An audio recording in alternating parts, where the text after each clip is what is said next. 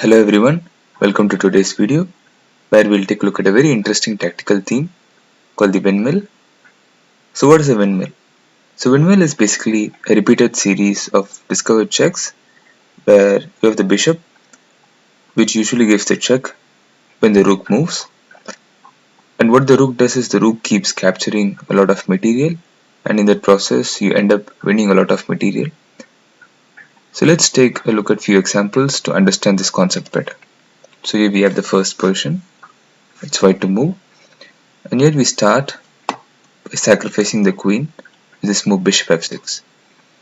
Now the point of bishop f6 is it attacks the queen on b5 and also attacks the pawn on g7. Now black is forced to capture the queen, otherwise they would lose the queen. So they have to go queen takes h5. They capture the g7 pawn with the rook, rook takes g7. Black has to go king h8, only move.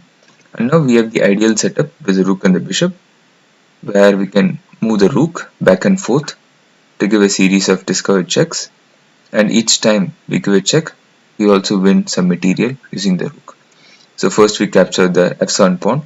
Of course we could go back rook g5 and win the queen instantly, but we don't have to do that because we have the chance here to win more material and then again come back and win the queen. So instead of going rook g5, we take the pawn on f7, king has to go to g8, and then we repeat the same back and forth. Rook g7 check, king h8, we capture the bishop, king g8, again rook g7 check, king h8. At this point we could capture the a7 pawn and then come back to g7, but then capturing the a7 pawn would eventually open up the a file, which would give some counterplay for black. But it is totally fine to capture the a7 pawn, it's still the best move, one of the best moves. But you could also directly go for the queen with rook g5 check. Black has to go king h7, and now we capture the queen. At this point black has to play the only move king g6, which creates a double attack on the bishop and the rook. But we can just move the rook back, rook h3, and when they capture the bishop we can capture the pawn on h6, and after this we have 3 pawns up and white is completely winning here. Let's go to the second example.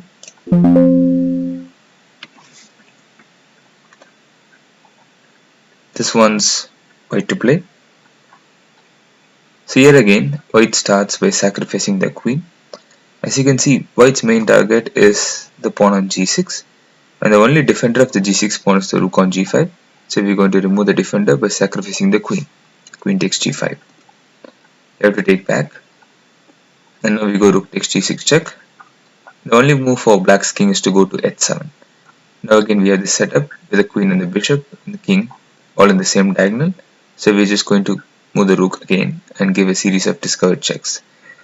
So first we win the pawn, rook takes d6 check, king is forced to g7. It doesn't matter if the king goes to g7 or if the king goes to g8 in this case. Even if the king goes to g8 for instance, you could still go rook g6 check, and you could force the same sequence where black's king is forced to go to h7.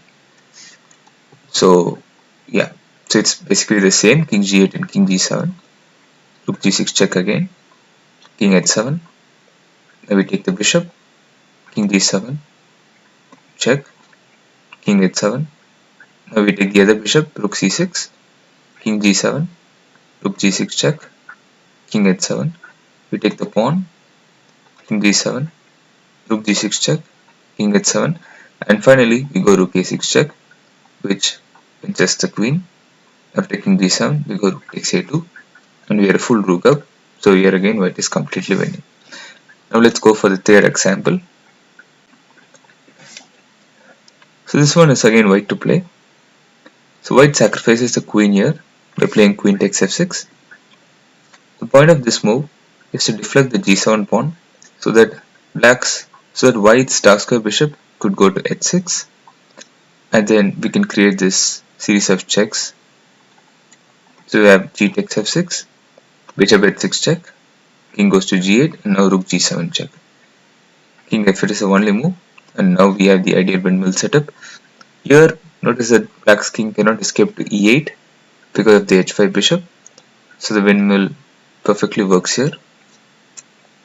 So we start by capturing the pawn on c7, rook c7 check, king g8, again give a check, king f8, we take the second pawn, king g8, rook g7 check, king f8, we take the third pawn, that goes king g8, and now if we capture the queen, they just take back the rook, and black is still a lot of material up. But here we have a very strong move, bishop f7 check. Now the point of this move is, the queen on a2 is overloaded in protecting the a8 rook and also the f7 square. So we're just trying to deflect the queen so that it loses its support over one of the defenders, which is the rook on a8. Now black is forced to capture the bishop because black's king has simply no squares to go. And after queen takes f7, we capture the rook on a8. They could block with the knight, but it doesn't matter, we just capture the knight, rook takes d8. And finally they could block with the queen, queen f8. But after rook takes f8, it's a checkmate. So let's go to the next example. So this one which we have here, this one's black to play. And I want you guys to try this particular puzzle. Try to use the same concept where you can give a series of discovered checks using the rook and the bishop and make the windmill work.